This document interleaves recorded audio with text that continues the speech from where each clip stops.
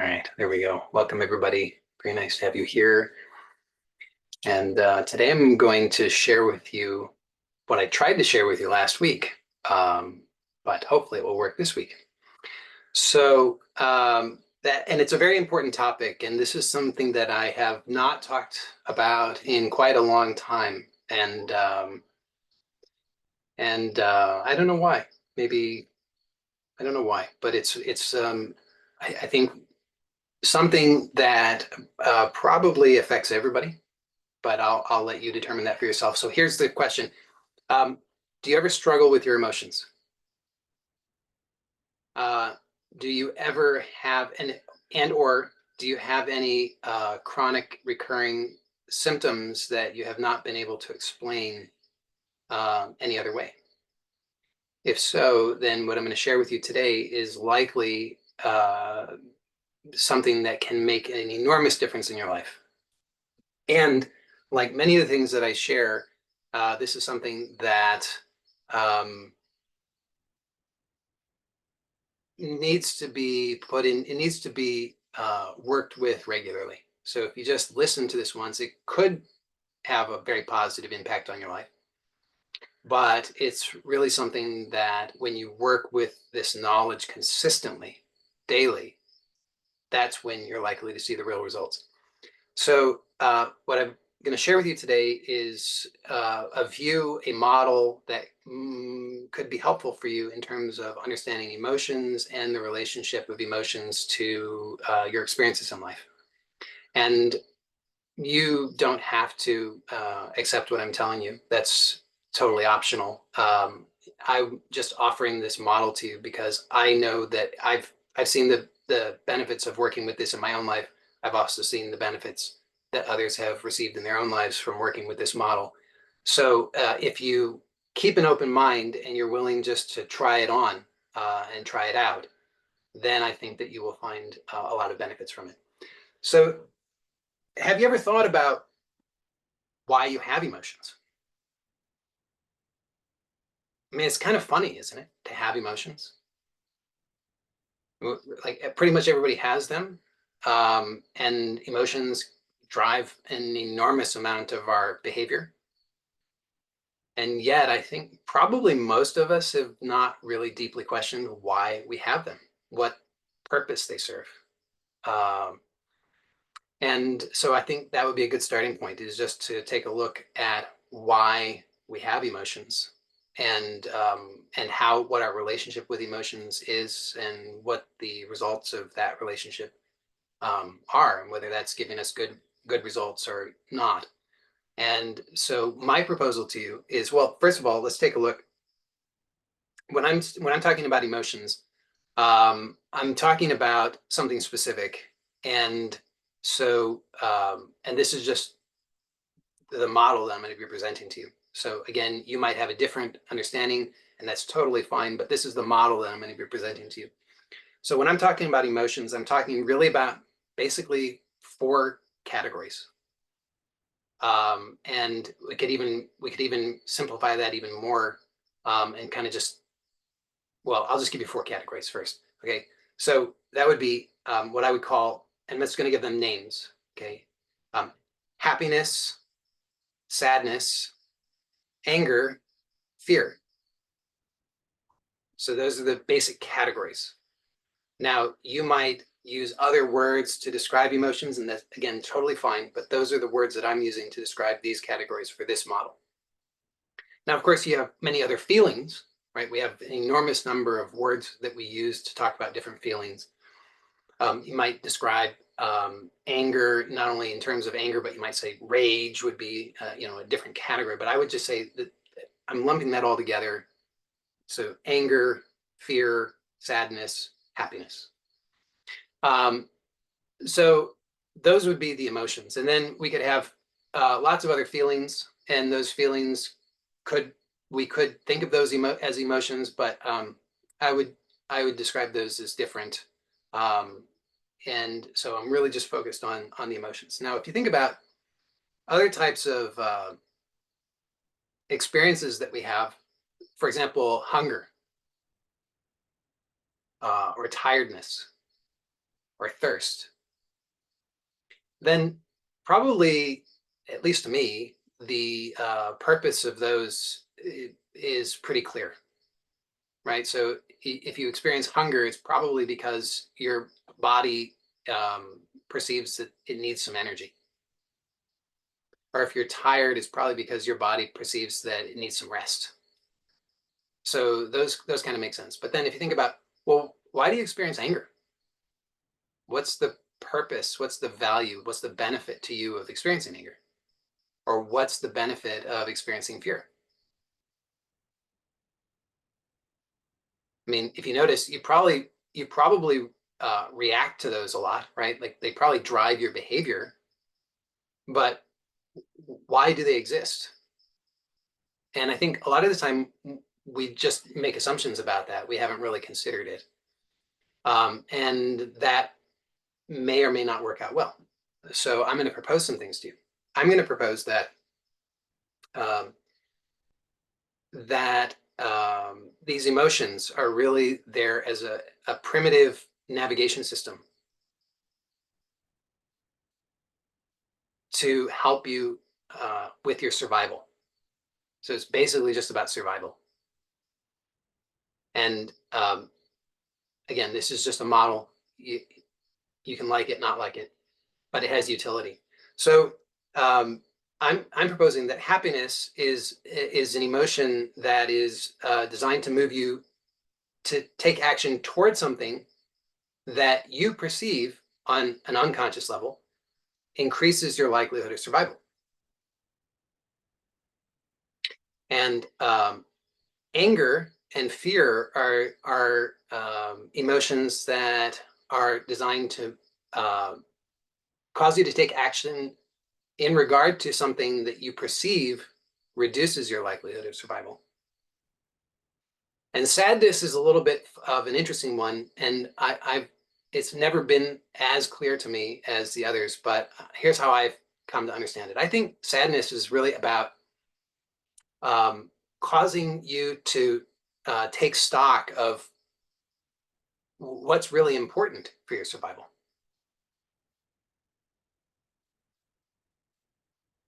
I primarily am thinking that it would make sense to focus on fear and anger because I think those are the ones that most people struggle with the most.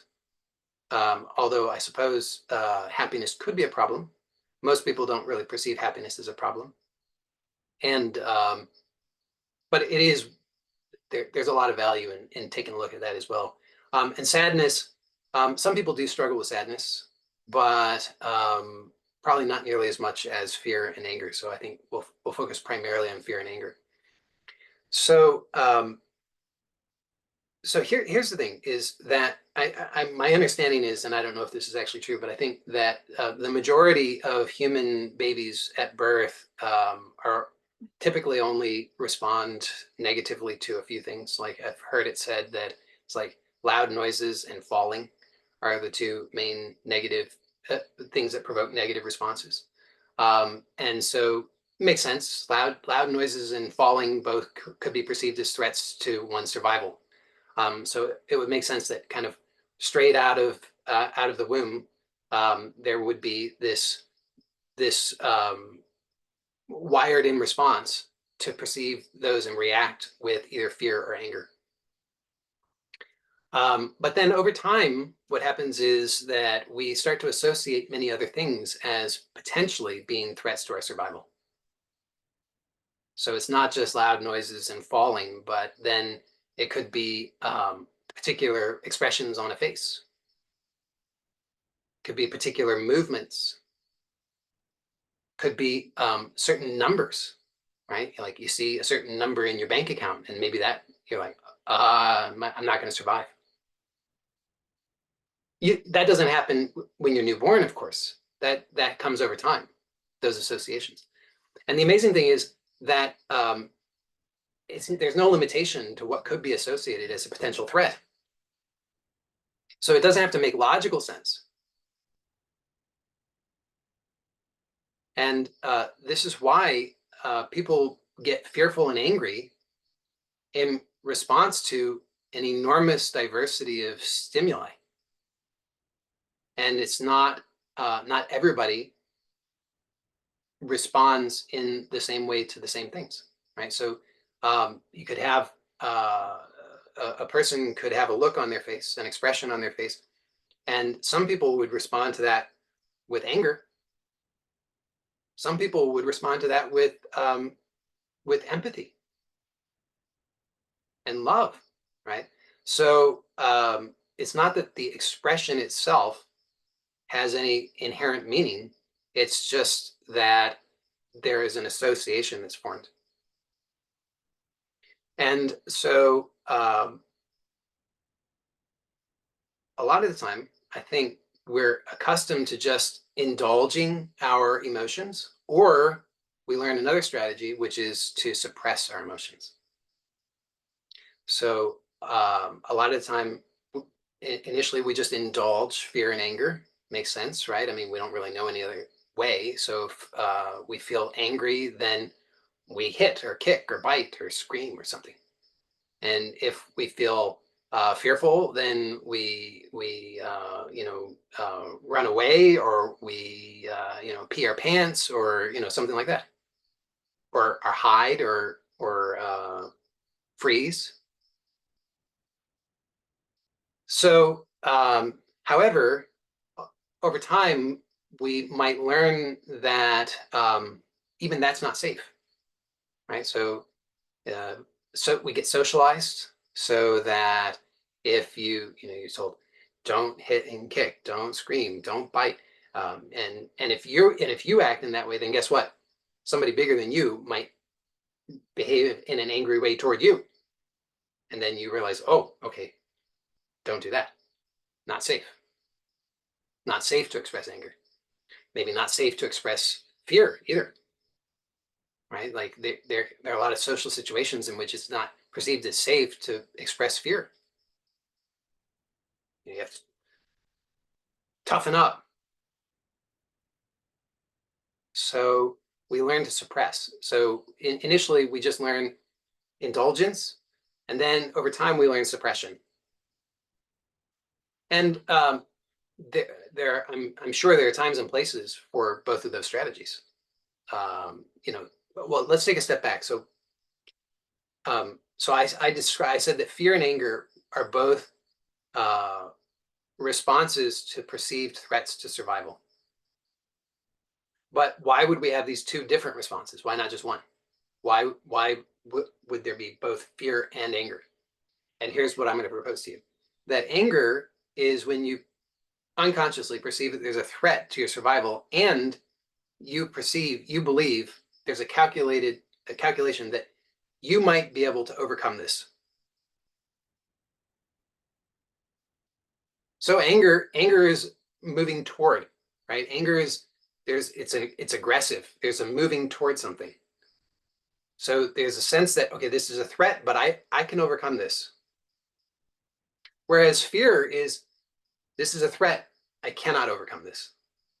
So then with fear, you have these two possible responses, because then there's another calculation. Can I escape from it?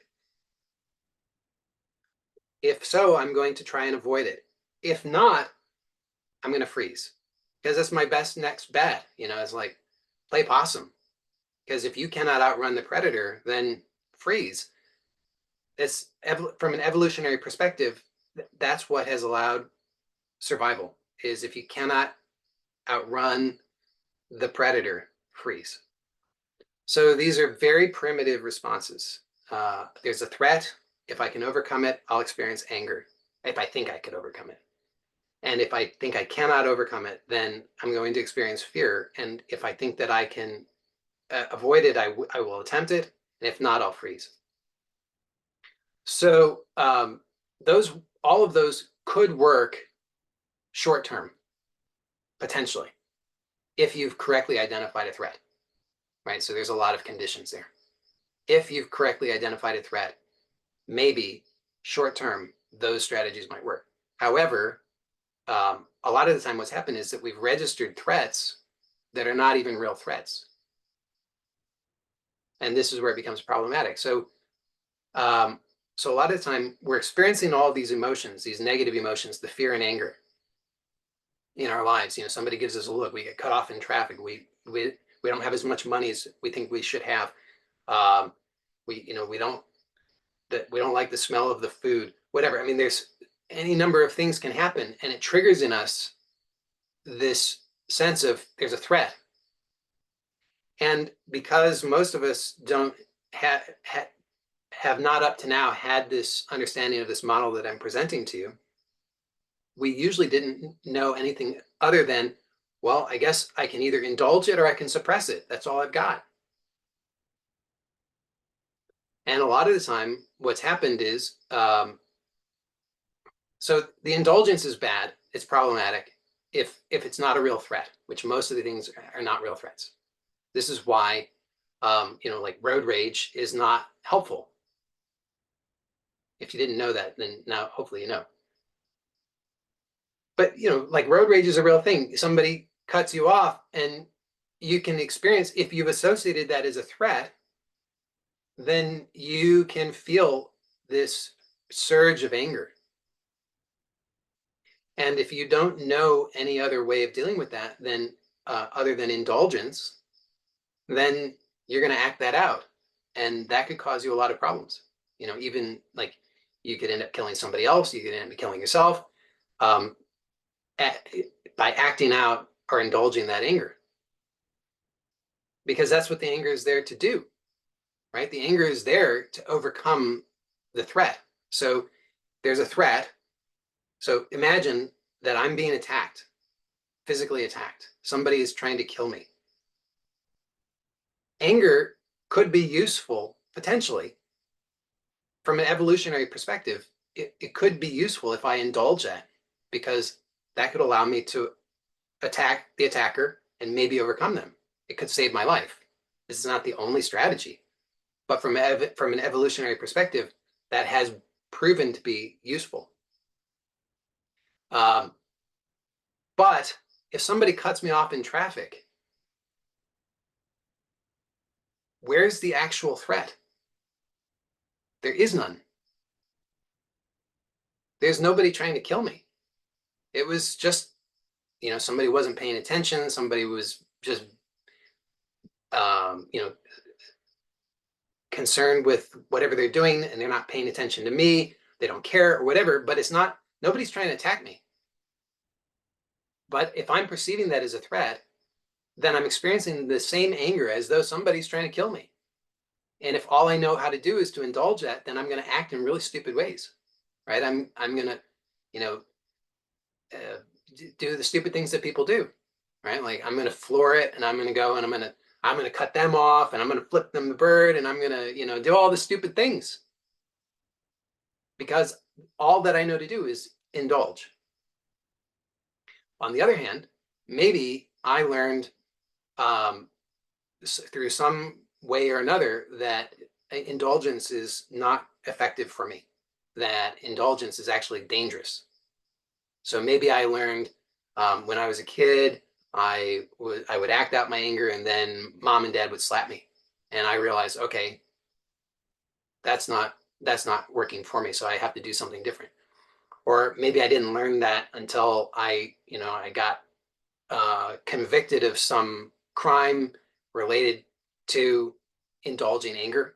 And then I had to go to some kind of rehabilitation. I had to go to anger management classes and whatever. And maybe at that point, I realized, okay, this is not working for me. So I need a different strategy. Well,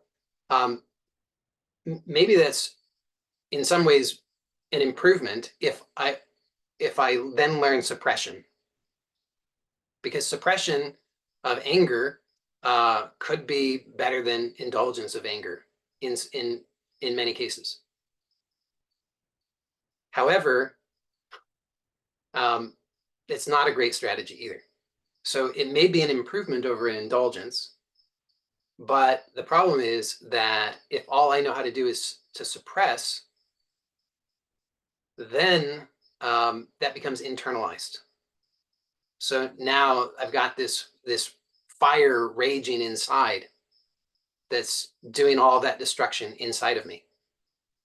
It's not acting out outside anymore. I'm not kicking people and hitting people and and destroying people's property and things like that. But if it's suppressed, then it's now internalized. So all of that destruction is taking place inside. So socially, it will improve my situation, right? Because I'm much less likely to go to prison if I'm suppressing anger than if I'm indulging anger. But much more likely to get, like uh, colitis or acid reflux or chronic back pain or all these kinds of things. So indulgence and suppression are the two main strategies that most of us have learned, but wouldn't it be nice if there were some other things that we could do? And that's what I wanted to explore a little bit today. So let me just see if I've painted the picture to provide the backdrop for this. So I'm proposing, just to recap, that many of us are struggling with emotion either knowingly or unknowingly. So if you experience struggle consciously with emotion, then you know that, right? You're like, yeah, I'm really struggling with anger, or yes, I'm really struggling with fear in the form of like anxiety, for example. Okay. So if you know that, then you know that. On the other hand, you might say, well, I don't have any problems with fear or anger. But hold on, not so fast, because if you're struggling with chronic symptoms, those could be physical symptoms, they could be social symptoms, right? Like if you're like, gee, I don't know, I'm such a nice person, I don't know why nobody likes me. Well, it might be because you're suppressing the anger and everybody else knows it subconsciously, if not consciously. So it might be, again, better than the indulgent strategy, but it's still causing you problems. And because many of us are well socialized, at least well enough, then a lot of us have developed a lot of suppression strategies. And those suppression strategies become basically invisible to us unless somebody points it out.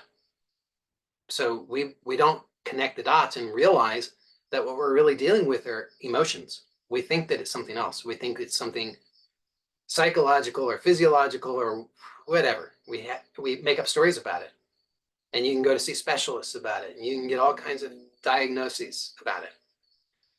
And I'm not dismissing that there might not be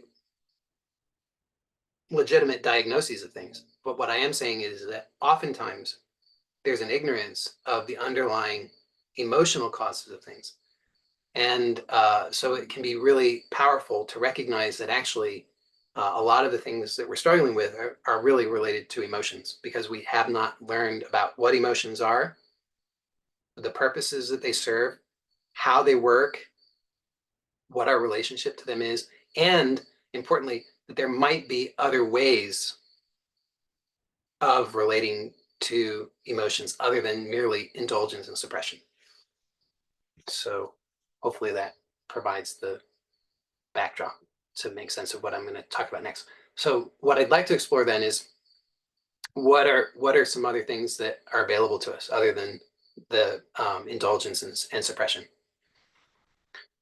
So you might remember that I proposed that that these emotions are triggered unconsciously in response to associations that have formed. So, and those the associations are made based on the determination in the nervous system that this thing that's happening, whether it's an expression on somebody's face or a particular color or a sound, as a song that you hear, or somebody expressing their political views, or the number in your bank account, or whatever it might be, there's an association formed in your nervous system between that thing and the idea that your survival is under threat. So this does not have to make logical sense rationally. It's just that if the association is formed in your nervous system, then guess what? Every time you encounter that trigger, you're going to experience the emotion.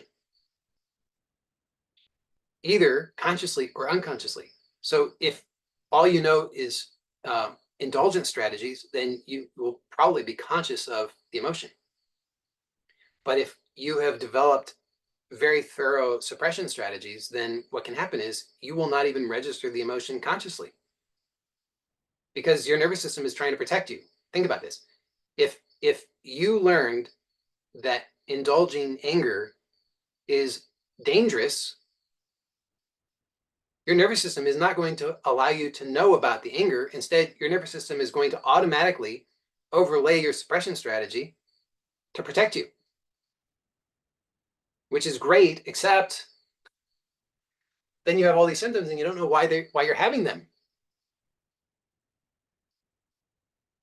And by the way, I mean, I should just elaborate briefly. So the symptoms they're not just physical symptoms and social symptoms, but this is also directly connected to the things that you want in your life. So you can create all kinds of subconscious blocks to the things that you want because you have formed unconscious associations with those things, right? So consciously, you might say, people give me shit about this, but that I use the $1 million example, but please, it's just a fill-in. You can use this. It's a stand-in for whatever your thing is. Okay, so if you want $1 million consciously, you're like, look, my life would be better. My life sucks if I'm worrying about paying the bills. If I had $1 million, I'd be at ease, have less stress. My family would be happier. Everything would be better. Consciously, it makes perfect sense.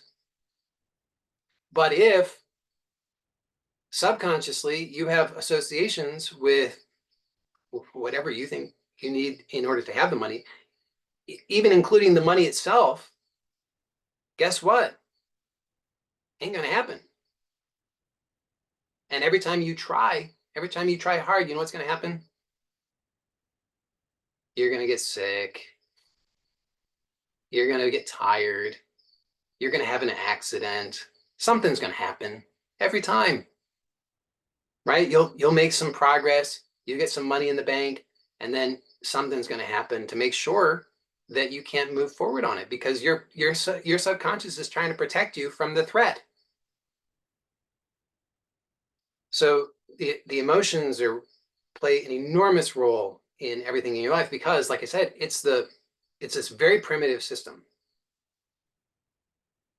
So you cannot outthink this. If you try to outthink your emotions, ain't gonna happen. Because your rational thinking is happening too late. Like by the time your rational thinking kicks in, it's like, I mean, that's like milliseconds too late. And that's forever. That whole emotional chain of events has already left the station long ago before you can think about it. And there's a reason for that, because if you have to think about things rationally in order to protect yourself to survive, none of us would be here, right? Like if you had to think about, if you had to rationally think, okay, gee, there's the bear. Gee, that bear looks angry. Huh, the bear is coming toward me. Is this a threat? It's too late. You're already eaten at that point. So it's in many ways, it's in your best interest that things are the way that they are. However, that maybe on the surface seems really like bad. Like, what are you going to do about that? It's too late. It's all just how it is, and you just have to suffer it. But that's not actually true. So what I'm proposing is that you have to kind of play a longer term game when it comes to your emotions. A lot of the time, what happens is we make the mistake of we're trying to deal with the emotion or the symptom as it is right now. Like we're trying to, like if you experience anger and you say, "Oh, I don't want to feel anger," then you might be trying to deal with the anger that's already here. But the anger is already here. Like I said, that train has left the station. You're not going to change that. It's already happened. So, all of the hormones are already flooding the system. It's already happened. By the time you are consciously aware of the fact that you're experiencing anger or the symptoms, everything is already in play, and you're not going to you're not going to change that right now. So if your focus is on what is happening right now and you're trying to change that or resist that, that does not work.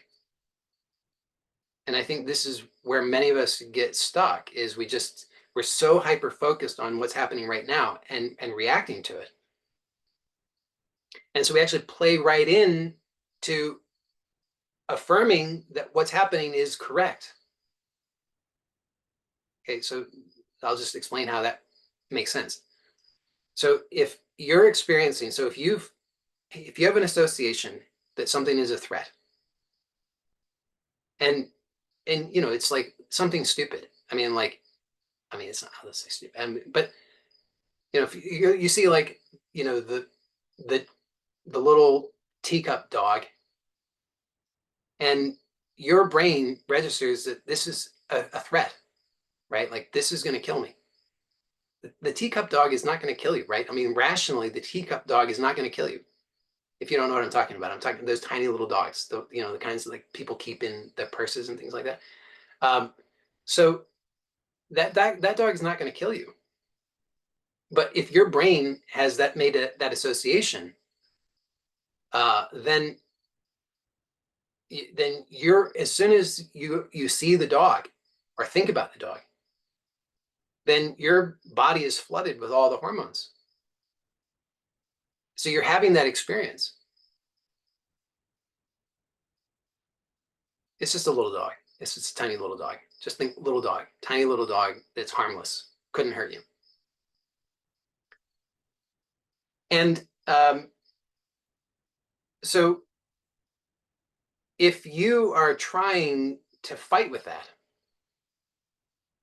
then think about what that is registering as within your nervous system. If you're fighting with it, if you're saying, I shouldn't be angry, anger is bad, this is terrible, I have to get rid of it, I have to calm down. What you're doing is you're affirming that there is a problem. Right? This is why what you resist persists. Because you are affirming that this is in fact a problem. And so you're just letting your own nervous system know, yeah, keep this one. This is important. Remember, this is a real threat, because obviously it is, because I'm stressing out. I'm freaking out. Consciously, you might think that you're just trying to stop the anger or the fear or whatever. Consciously, you think, I'm just trying to stop the anxiety. But subconsciously, what you're doing is you're saying, there's a real threat. I have to respond in this way because there's a real threat. I have to react to the anxiety as a threat because there is a threat. So it just stays stuck in this vicious cycle.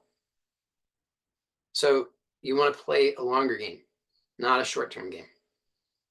So the longer term game goes like this: accept whatever is happening. Whatever is happening, just accept it. This is happening now, I accept it. I will not fight with what's happening. Well, let me take a step back. Okay, so first and foremost, it can be really, really helpful just to do a reality check and just ask yourself, is there a real threat right now that's clear and obvious? Now, there's not, because if there was, your body would have already taken over. But consciously, you just want to do that little reality check. Okay, is there a real threat right now that's clear and present? And I'm not talking about, is there some threat that I cannot see or recognize? Is there actually a threat that's clear and present that I can actually recognize right now? Like, is there somebody with a gun to my head? Is there somebody lunging at me with a knife? Am I falling from a 20-story building? Am I in the middle of the street and a car is coming at me? am I being chased by the predator? So you just want to do a reality check and find out, is there actually a real threat that is clear and present? If so, then um, do something. But like I said, it's not going to be the case, because if there really was, your body would have already taken over. But it's helpful just to do that, just for your own self, just to do that little reality check, just for your conscious mind, just to acknowledge, okay, guess what? There is no actual threat right now. I am feeling as though there's a real threat, right? I'm definitely feeling like there's a real threat, but there is actually no real threat. Now, my brain may be telling me that there must be a threat, right? This is what happens, is because you're feeling the emotion, and then your brain says, well, if I'm feeling this emotion, it must be because there's a threat. Why would I feel this emotion if there's no threat? Well, I'm explaining to you why you feel the emotion, because you made an association unconsciously. So you're not going to necessarily remember making the association. I mean, I guess you could have made it consciously, but for most of us, it's primarily unconscious. But that's why you experience the emotion. So the mistake is thinking that you're feeling the emotion because there's a threat. It's not true. You're feeling the emotion because your nervous system associated something as a threat or as a potential threat. It does not mean there is a threat. It just means that your nervous system made an association. But it's up to you then to do a reality check, because if you don't, and I know this very well from experience, so that's why I'm telling you this. If you do not do the reality check, then what happens is things will get worse over time. Because you will keep making more associations. If you do not deal with this, you'll keep making more and more and more associations. So just check it out in your own life. And is what I'm telling you making sense in terms of your own life? Can you see how this is played out? Where if you assume that your emotion is proof that there's a threat, if you accept that that is true, over time, over many years, you form more associations. Because at first, maybe you form the association, you say, when I have, when my bank account shows that I have less than $100, that means I'm going to die. And so for a while, that you're going with that, not necessarily consciously, but unconsciously. But over time, if you don't deal with that, then you're going to eventually, you're going to be like, okay, well, it's not just and your brain will do it in its own unique way, but it could be like, okay, it's not just when my bank account has less than $100. It's when anytime that I pick up my phone on a Thursday. You're like, well, that's crazy. Well, yeah, but your brain figured out that there was one time when you picked up your phone on a Thursday and you opened up your banking app and you saw that you had overdrawn your account by $50, and you freaked out. So now your brain's like, if you touch your phone on a Thursday, you're gonna have IBS.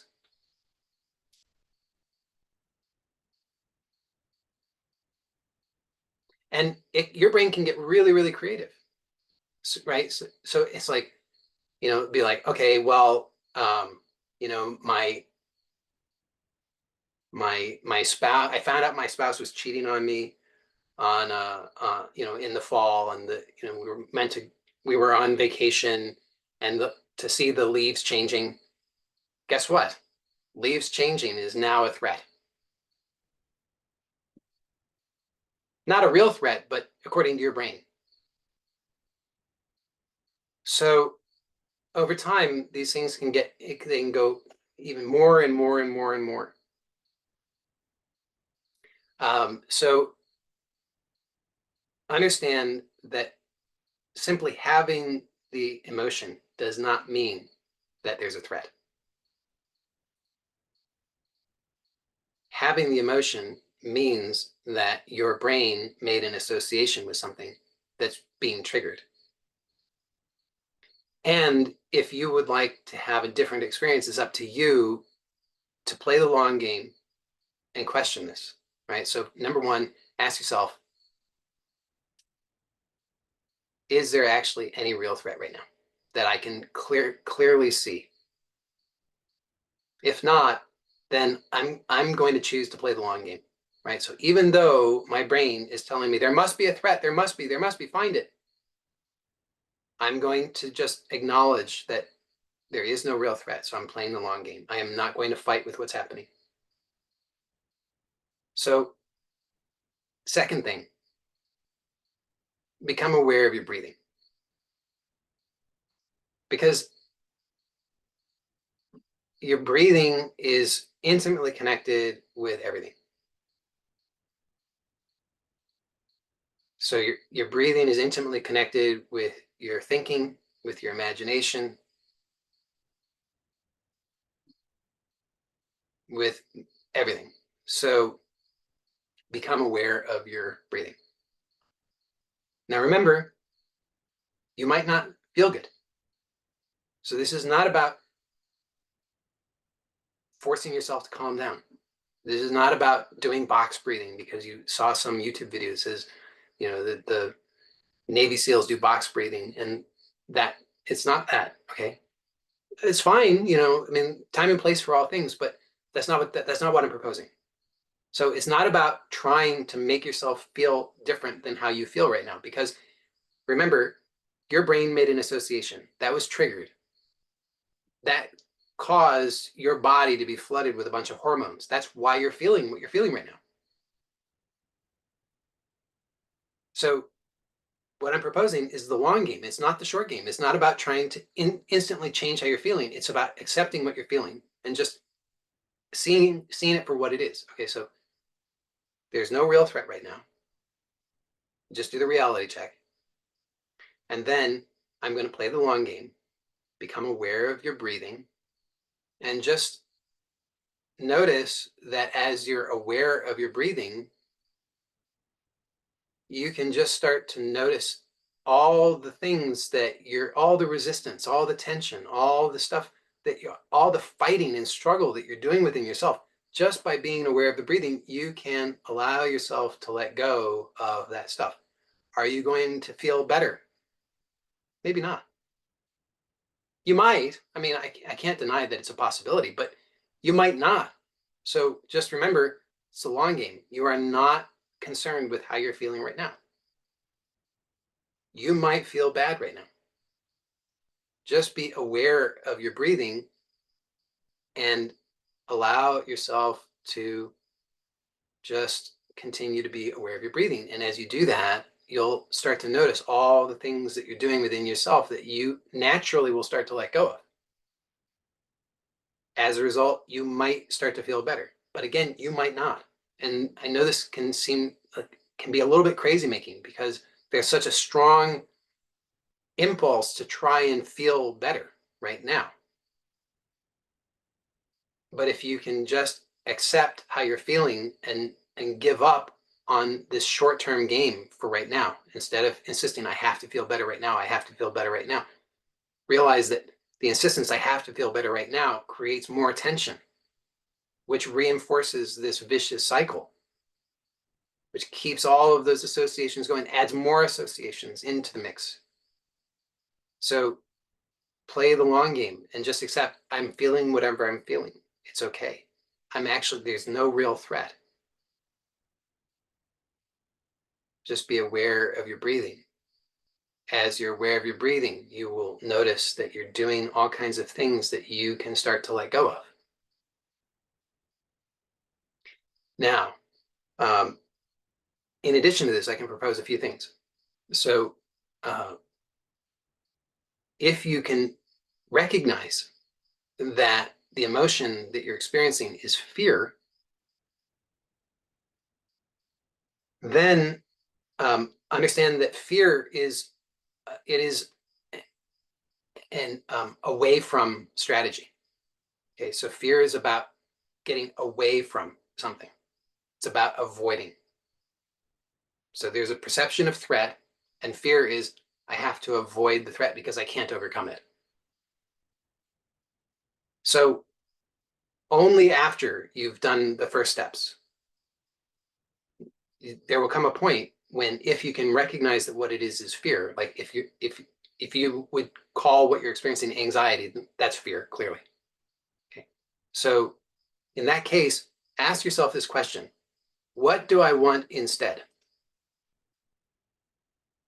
Because otherwise, just notice your brain is going to what you don't want, right? Your brain's like, I don't want to be, I don't want to be in this place. I don't want to be seen by these people. I don't want to feel uncomfortable. I don't want this. I don't want that. I don't want whatever it is. Your brain's just on overdrive. I don't want, I don't want, I don't want, I don't want, I don't want, I don't want, I don't want. And as long as you keep doing that, it stays stuck, because it just reinforces that there's something that you need to avoid.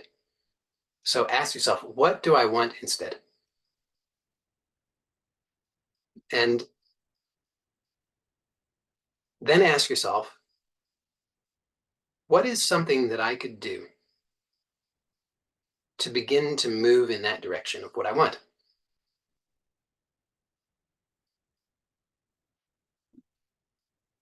So that can be really powerful for fear, is just start to shift your focus away from what you don't want to what you do want.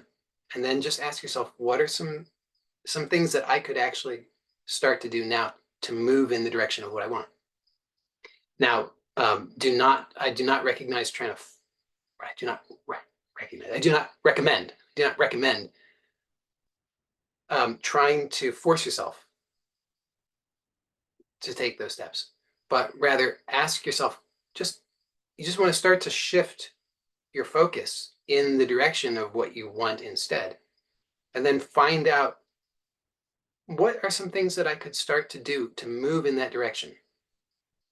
They could be very small, but without force, what are some things I could do? Even if they're very small, because you want to start to move towards something instead of away, because the away from strategy just keeps that cycle stuck. If you can identify that what you're experiencing is anger, then I would suggest, and by the way, these suggestions are not meant to be the only possible thing that would work. These are just some suggestions, but try them out and see if these are helpful to you. If you can identify that what you're experiencing is anger, then ask yourself, um, is this important?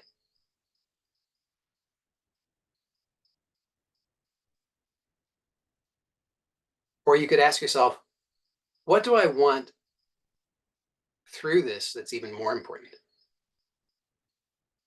That's probably a more powerful question, actually. So I'll give you an example. Let's say that my spouse has an expression on her face, and I've made an association with that as a threat to my survival, but I also think I can overcome this. So I'm experiencing anger. How dare you have that expression? How dare you think these things? Like, I can read her mind. How dare you think these things? How dare you judge me the way that I judge myself? How dare you? Okay. So then I could ask myself, what do I want through this that's even more important? Right. So I'm wanting, on the surface, I'm wanting, you know, I'm wanting this person to change their mind or acknowledge how wonderful I am or whatever. Okay. And what do I want through that that's even more important to me? I don't know, love, connection, peace, happiness, something like that, maybe. Okay. So then I can then, once I recognize what it is that I'm wanting that's more important, I could put my attention on that. I could ask myself, how might I allow myself to experience that which I really want? So it's not about suppression. It's not about saying I'm going to suppress the anger. It's just about acknowledging that there's no actual threat, right? Nobody's trying to kill me.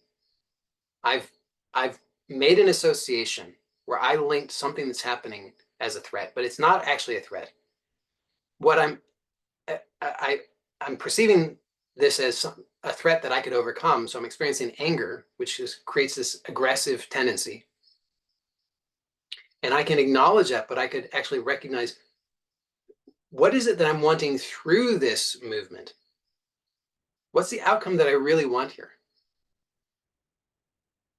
Let me start to actually use this energy toward that. So it's sort of like, you think of it sort of like Aikido, right? So in Aikido, you use the opponent's attack, you can use that energy and redirect it. So it's similar. There's this energy that's been activated. Okay, so it's been activated as fear or as anger, and so it has a direction.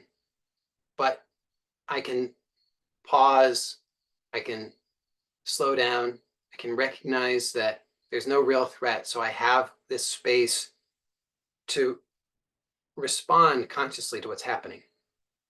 I can recognize what is the movement that's already happening, right? So if it's fear, then that movement is away from, and I'm wanting to move that toward what I want.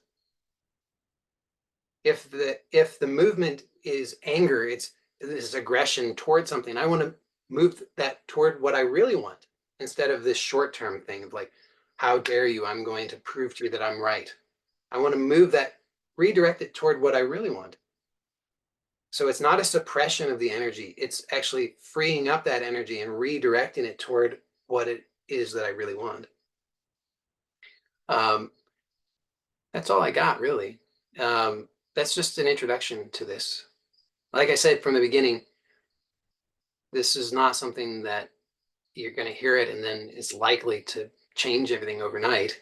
It's something that you actually have to work with. But check it out. Just see if what I propose to you actually matches your experience. See if what I propose to you actually is helpful for you. I think it will be, because like I said, I've worked with this quite a lot. It was very, very extraordinarily necessary for me. It still is, but I mean, early on, it was like life or death, literally. And so I know that it's very powerful. I know that it's truthful as far as it goes, and I've seen this help many people over the years. So try it out, and then let me know your results. So so for those who are here live, we'll stay on for group coaching. For those who watch this on YouTube, then if you're interested in joining live, you are welcome to do so. You can get that information by signing up for my newsletter on my website at joylot.com. I'll provide a link in the description. And all you got to do is just click on the link, and then there's I think a button on the website. You can sign up for the newsletter, and then you'll get an automated email with the information to join these meetings live. And also, I'll mention that for those who are interested in more extensive um, coaching opportunities and learning these kinds of things more in depth, you may be interested in the Manifesting Truth program, which is a paid program that I offer. It is the number one way in which I am able to help people to learn these things and to help them learn the skills and knowledge to transform their own lives. So if that sounds like something you're interested in, then you can get more information at joeylott.com/manifesting-truth. And I'll also provide that link in the description. So to those who are watching on YouTube, I'm going to end this recording in just a moment. So I want to take a moment to thank you very much for taking this time together with me today. Blessings to you.